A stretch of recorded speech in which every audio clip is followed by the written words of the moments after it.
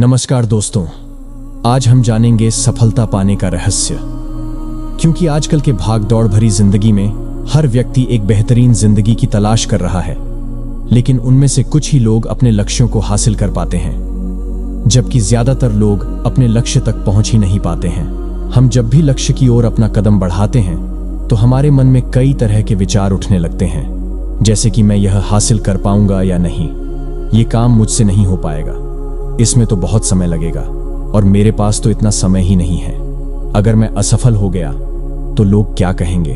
तो आइए आज की इस कहानी के माध्यम से जानते हैं कि आखिर कैसे अपने असफलता के डर को खत्म किया जा सकता है और हमारे मन में ये असफलता का डर क्यों होता है।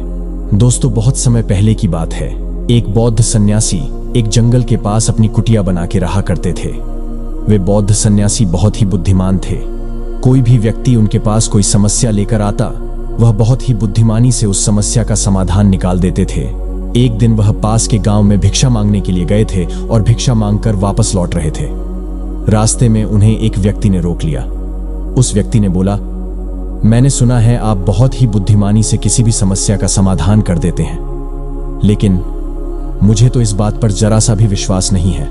अगर आप सच में सभी समस्याओं का समाधान कर देते हैं तो क्या आप मेरे इस जटिल समस्या को सुलझा पाएंगे। मैंने लोगों से आपके बहुत से बुद्धिमानी के किस्से सुन रखे हैं, इसलिए मैं आपसे एक बात जानना चाह रहा हूं कि हमें किसी भी काम में असफलता की घबराहट क्यों होती है और हम अपने किसी भी लक्ष्य को बिना असफलता के घबराहट के कैसे प्राप्त कर सकते हैं।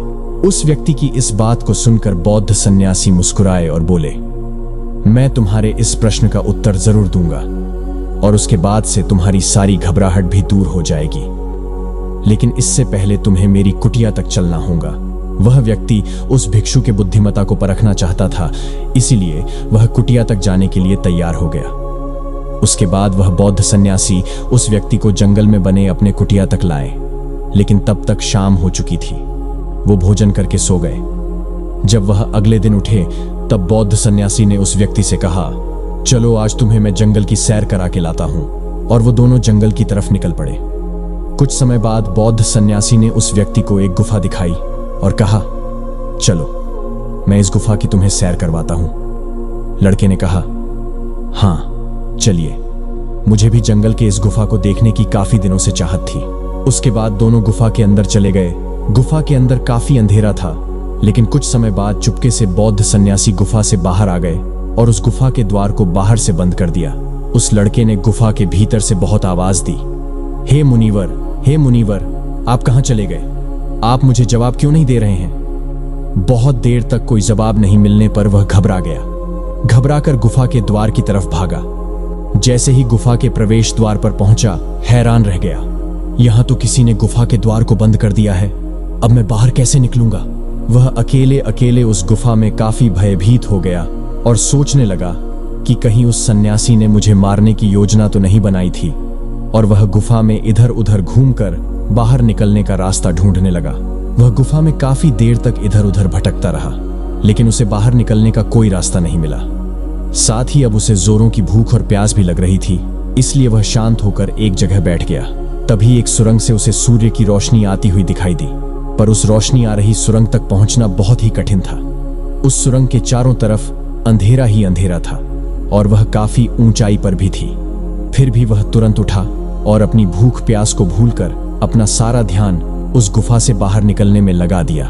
काफी मेहनत और प्रयास करने के बाद वह सूर्य की रोशनी आने वाली सुरंग तक पहुंच गया। काफी देर तक वह सुरंग में ऊपर चढ़ता गया। तभी अचानक उसे वह सन्यासी हाथ आगे बढ़ाते हुए दिखा।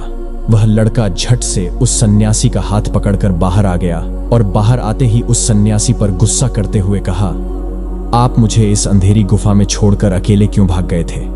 आपको पता है मैं कितना भयभीत हो गया हूं, मुझे कितने जोरों की प्यास लगी है। उस सन्यासी ने मुस्कुराते हुए उसे पानी दिए और बोले, तुम मेरी बातों को ध्यान से सुनना। तुम उस गुफा से बाहर सिर्फ दो ही कारणों से निकल पाए हो। पहला कारण है तुम्हें जोरों की भूख और प्यास लगी थी, और दूसरा कारण है तुम्हें वहां घुटन महसूस हो रही थी, क्योंकि तुम्हें अपने दोस्तों और परिवार वालों के साथ रहने की आदत पड़ गई है।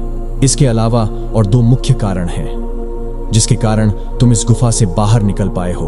पहला कारण, तुम्हारे साथ वहां कहने के लिए कोई नहीं था कि इतने अंधेरे में इतनी ऊंचाई पर तुम उस सुरंग तक कैसे पहुंचोगे? ये तो असंभव है। दूसरा कारण, वहां कोई ये कहने वाला नहीं था कि चलो दूसरा रास्ता देखते हैं, इससे भी आसान रास्ता मिल जाएगा और हम आसानी से इस गुफा से बाहर निकल जाएंगे। सफलता प्राप्त करने का नियम भी कुछ ऐसा ही है। सफलता प्राप्त कैसे कर सकते हैं, इसे समझाने के लिए मैंने एक छोटी सी दुनिया बनाकर दिखाई है, और वास्तव में सफलता प्राप्त करना इससे भी जटिल है। जब आप किसी लक्ष्य को पूरा करने जाते हैं तो सलाह देने के लिए बहुत से फालतू लोग मिल जाते हैं जो खुद तो कुछ कर नहीं पाते हैं और हमें ज्ञान देते हैं, ये मत करो, वो मत करो, तुमसे ये काम नहीं होगा, इससे अच्छा तो तुम वो काम कर लो। ऐसे ही वो हमारे दिमाग को भटका कर चले जाते हैं और हमें खुद पर संदेह होने लगता है और हमारा आत्मविश्वास डगमगाने लगता है। सफलता न मिलने का एक कारण ये भी है, सफलता पाने की प्रक्रिया थोड़ी लंबी होती है और हमारा मन घंटों घंटों में बदल जाता है, तो लक्ष्य को प्राप्त करने में सालों साल लग जाता है। ऐसे में हमारा मन कैसे नहीं बदलेगा?